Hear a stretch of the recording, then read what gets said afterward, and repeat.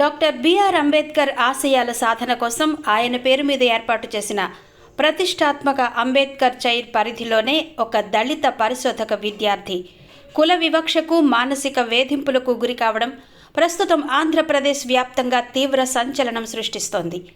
న్యాయం కోసం సదరు విద్యార్థి జాతీయ షెడ్యూల్ కులాల కమిషన్ను ఆశ్రయించడంతో ఈ దారుణం వెలుగు చూసింది.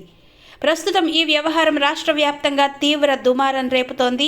ఆంధ్ర విశ్వవిద్యాలయంలో డాక్టర్ బిఆర్ అంబేద్కర్ చైర్ కింద పరిశోధన చేస్తున్న దళిత డాక్టరల్ ఫెలో యాదాల ప్రవీణ్ కుమార్ గత కొంతకాలంగా వర్సిటీ అధికారుల చేతిలో తీవ్ర అవమానాలు ఎదుర్కొంటున్నారు. ఆయనకు అందాల్సిన ఫెలోషిప్ విడుదలలో అధికారులు ఉద్దేశపూర్వకంగా ఆలస్యం చేస్తూ తీవ్ర ఆర్థిక ఇబ్బందులకు గురి చేశారనే ఆరోపణలున్నాయి. అంతేకాకుండా vice chancellor professor G P Rajasekhar, dean professor Valli కుమారీలు తనని పదే పదే అవమానిస్తూ కుల వివక్షతో కూడిన మానసిక వేధింపులకు గురి చేశారని ప్రవీణ్ కుమార్ జాతీయ కమిషన్కు సమర్పించిన ఫిర్యాదులో పేర్కొన్నారు. ఆర్థిక సాయం అందక మానసిక ఒత్తిడి తట్టుకోలేక ఒకానొక దశలో ప్రవీణ్ కుమార్ తన తల్లిని కూడా కోల్పోయారు.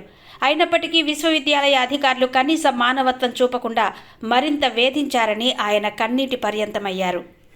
కేంద్ర సామాజిక న్యాయ శాఖ డాక్టర్ అంబేద్కర్ ఫౌండేషన్ ఇచ్చిన ఆదేశాలను కూడా ఆంధ్ర విశ్వవిద్యాలయ అధికారులు బేఖాతరు చేయడంపై జాతీయ ఎస్సీ కమిషన్ తీవ్ర అసంతృప్తి వ్యక్తం చేసింది. ఈ వ్యవహారాన్ని అత్యంత తీవ్రంగా పరిగణించిన కమిషన్ రంగంలోకి దిగి నేరుగా జోక్యం చేసుకుంది. ఆరోపణలపై 7 రోజుల్లోగా పూర్తి వివరణ ఇవ్వాలని వైస్ ఛాన్సలర్కు తొలుత నోటీసు జారీ చేసింది. స్పందన రాకపోవడంతో మోస్ట్ అర్జెంట్ రిమైండర్ పంపిన కమిషన్ రాజ్యాంగంలోని ఆర్టికల్ 338 ప్రకారం తమకున్న సివిల్ కోర్టు అధికారాలను వినియోగించి కఠిన చర్యలు తీసుకోవాల్సి ఉంటుందని హెచ్చరించింది.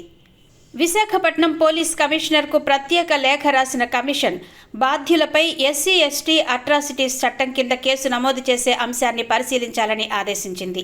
ఈ నేపథ్యంలో 15/5/2026 నుండి పోలీసు విచారణ కూడా ప్రారంభమైనట్టు సమాచారం. అంబేద్కర్ పేరుతో ఉన్న చైర్లోనే ఒక దళిత పరిశోధకుడికి ఇలాంటి దుస్థితి ఎదురుకావడం పట్ల దేశవ్యాప్తంగా దళిత సంఘాలు, విద్యార్థి సంక్షేమ సంఘాలు తీవ్ర ఆగ్రహం వ్యక్తం చేస్తున్నాయి. బాధ్యులైన అధికారులపై తక్షణమే కఠిన చర్యలు తీసుకోవాలని డిమాండ్ చేస్తున్నాయి.